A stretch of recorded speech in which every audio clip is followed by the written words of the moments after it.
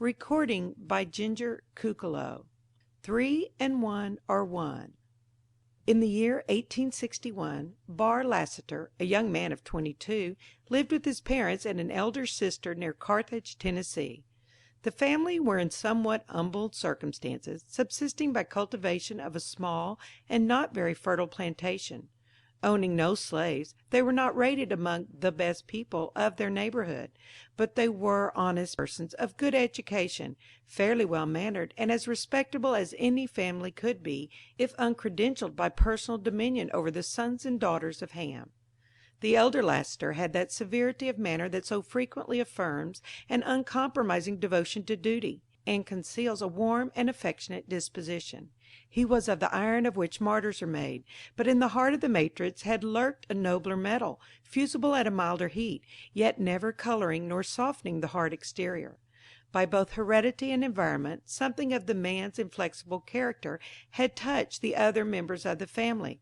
The Lassiter home, not devoid of domestic affection, was a veritable citadel of duty, and duty, duty is as cruel as death. When the war came on, it found in the family, as in so many others in that state, a divided sentiment. The young man was loyal to the Union, the other savagely hostile. This unhappy division begot an insupportable domestic bitterness, and when the offending son and brother left home with the avowed purpose of joining the Federal army, not a hand was laid in his, not a word of farewell was spoken, not a good wish followed him out into the world whither he went to meet with such spirit as he might whatever fate awaited him. Making his way to Nashville, already occupied by the army of General Buell, he enlisted in the first organization that he found, a Kentucky regiment of cavalry, and in due time passed through all the stages of military evolution from raw recruit to experienced trooper. A right good trooper he was, too, although in his oral narrative from which this tale is made there was no mention of that. The fact was learned from his surviving comrades, for Barr Lassiter has answered, here, to the sergeant whose name is Death. 2 years after he joined it, his regiment passed through the region whence he had come. The country thereabout had suffered severely from the ravages of war, having been occupied alternately and simultaneously by the belligerent forces, and a sanguinary struggle had occurred in the immediate vicinity of the Lassiter homestead. But of this the young trooper was not aware. Finding himself encamped near his home, he felt a natural longing to see his parents and sister, hoping that in them, as in him, the unnatural animosities of the period had been softened by time and separation. Obtaining a leave of absence, he set foot in the late summer afternoon, and soon after the rising of the full moon was walking up the gravel path leading to the dwelling in which he had been born. Soldiers in war age rapidly, and in youth 2 years are a long time. Barr Lassiter felt himself an old man, and had almost expected to find the place a ruin and a desolation. Nothing apparently was changed. At the sight of each dear and familiar object he was profoundly affected. His heart beat audibly, his emotion nearly suffocated him, an ache was in his throat. Unconsciously he quickened his pace until he almost ran, his long shadow making grotesque efforts to keep its place beside him. The house was unlighted, the door open. As he approached and paused to recover control of himself, his father came out and stood bareheaded in the moonlight. "Father!" cried the young man, springing forward with outstretched hand. "Father!"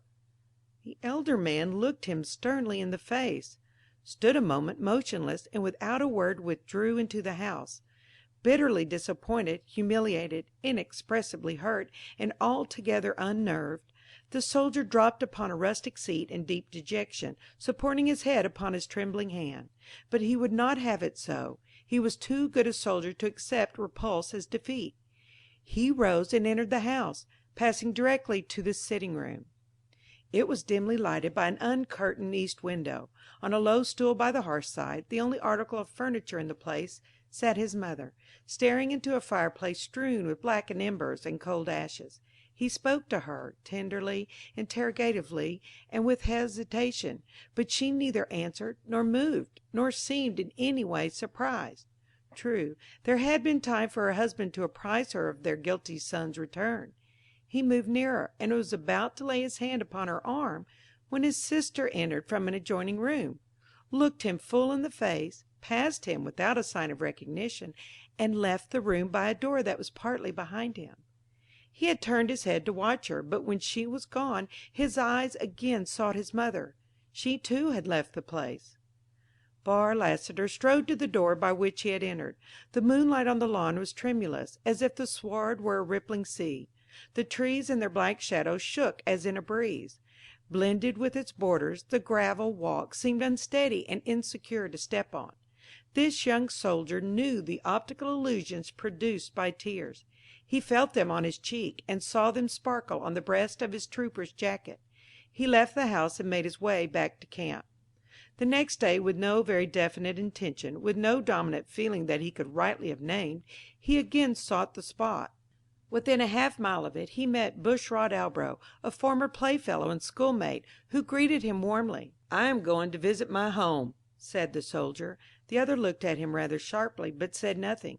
"I know," continued Lassiter, "that my folks have not changed, but—" "There have been changes," Ambrose interrupted. "Everything changes. I'll go with you if you don't mind. We can talk as we go." But Ambrose did not talk. Instead of a house, they found only fire-blackened foundations of stone, enclosing an area of compact ashes pitted by rains. Lassiter's astonishment was extreme. "I could not find the right way to tell you," said Ambrose. "In the fight a year ago your house was burned by a Federal shell." "And my family, where are they?" "In heaven, I hope. All were killed by the shell." End of 3 and 1 are 1. Recording by Ginger Kukalo.